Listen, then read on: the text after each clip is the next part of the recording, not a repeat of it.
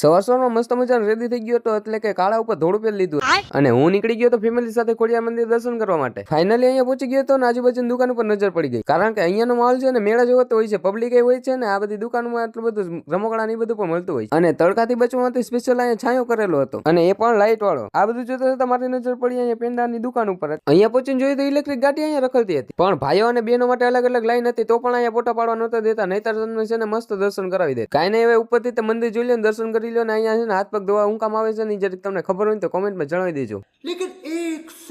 અહીંયા આગળ નાવાની તો સખત મનાય છે, તો પણ અહીંયા ઘણા બધા કાચબા નાતા હતા અને લગ્નની બગી અને ઘોડાની બુકિંગ અહીંયા શરૂ હતું, મતલબ કુછ ભી. અને અહીંયા ઉપરથી નજારો એકદમ મસ્ત આવતો હતો, પણ તમારે છે ને આ જોવા માટે છે નીચેથી થોડાક પગથિયા ચડવા પડે. આ બાપુ કુંભના મેળાને મૂકીને અહીંયા નાના એવા મેળા માટા મારતા હતા. ત્યાંથી પછી અમે ડાયરેક્ટ આવી ગયા હિંમતભાઈ પૂરી શાકવાળા. અંદર તો જો ફૂલ ગળદી હતી, તો પણ આપણે છે ને ગમે એમ કરીને વારો આવી ગયો. તો હવે હું જમી લો ત્યાં લગી છે ને તમે લાઈક, ફોલો, શેર, સબસ્ક્રાઇબ કરતા જ.